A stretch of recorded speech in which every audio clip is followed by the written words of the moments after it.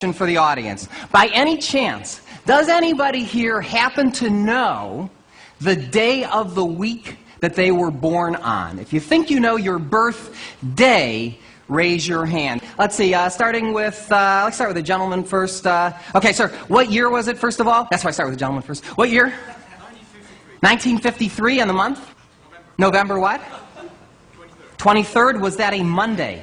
Yes, good. Somebody else. Who else would like to say? I don't have to see any women's hands up. Okay, so how about you? What year? 1949, and the month? October what? 5th. Was that a Wednesday? Yes. I'll go way to the back right now. How about you? Yell it out. What year? 1959. 1959, okay, and the month? February what? 6th. Was that a Friday? Good. How about the person behind her? What year was it? 1947. 1947, and the month? May. May what?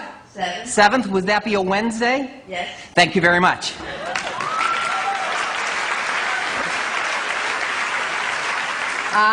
Anybody here who'd like to know the day of the week they were born? We could do it that way. Of course, I could just make up an answer and you wouldn't know. So I come prepared for that. I brought with me a book of calendars. Goes as far back into the past as 1800, because you never know. I didn't mean to look at you, sir. You were just sitting there.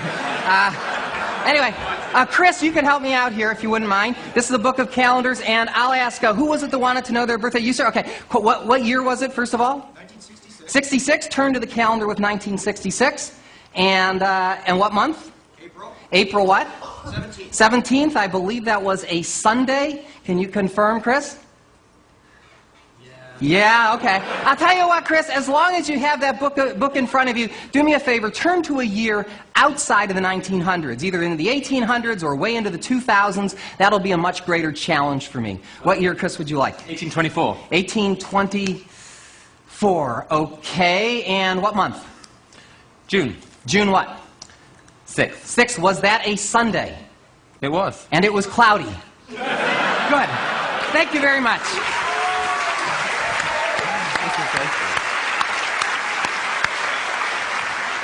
But I'd like to wrap things up now by alluding to something from earlier in the presentation. There was a gentleman up here who had a 10-digit calculator. Where is he? Would you stand up? 10-digit guy? Okay, well, stand up for me just for a second so I can see where you are. Okay. Oh, okay. You have a 10-digit calculator, sir, as well? Okay. What I'm going to try and do is to square in my head a 5-digit number requiring a 10-digit calculator. But to make my job more interesting for you as well as for me, I'm going to do this problem thinking out loud.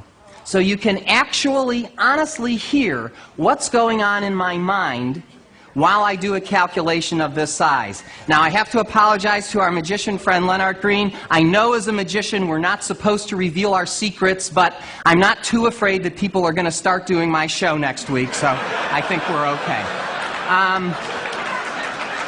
So, let's see. Let's take a different row of people. Starting with you, I'll get 5 digits. 1, 2, 3, 4. Oh, I did this row already. Let's do the row before you. Starting with you, sir. 1, 2, 3, 4, 5. Call out a single digit. That will be the 5-digit number that I will try to square. Go ahead. 5. 7. 6. 8. 3. 57,683 squared. Yuck.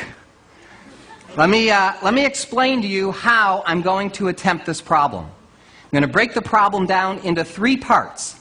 I'll do 57,000 squared plus 683 squared plus 57,000 times 683 times 2. Add all those numbers together and with any luck arrive at the answer. Now let me recap. Thank you.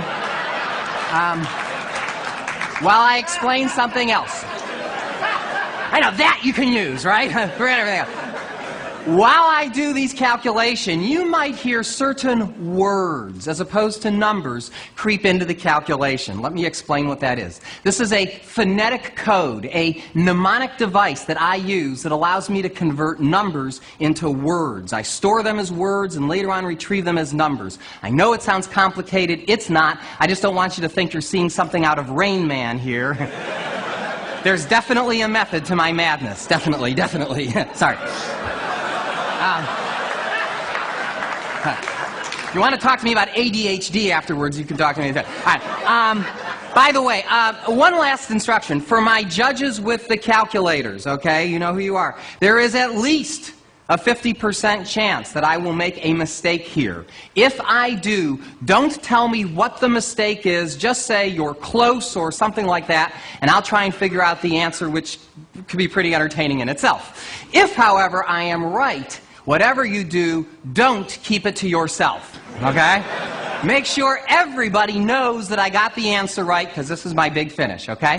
So, without any more stalling, here we go. I'll start the problem in the middle with 57 times 683. Now, 57 times 68 is 3,400 plus 476 is 3,876. That's 38,760 plus 171. 38,760 plus 170 is 38,931. 38,931, double that to get 77,862. 77,862 becomes cookie fission. Cookie fission is 77,822. That seems right. I'll go on. Cookie fission. Okay, next I do 57 squared, which is 3,249. So I can say 3 billion. Take the 249, add that to cookie. 249, oops, but I see a carry coming. 249, add that to cookie. 250 plus 77 is 327 million. Fission, fission. Okay, finally, we do 683 squared. That's 700 times 666 plus 17 squared is 466,489. Rev up if I need it. Rev up. Take the 466, add that to fission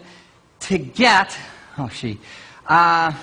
328,489? Good. Thank you very much.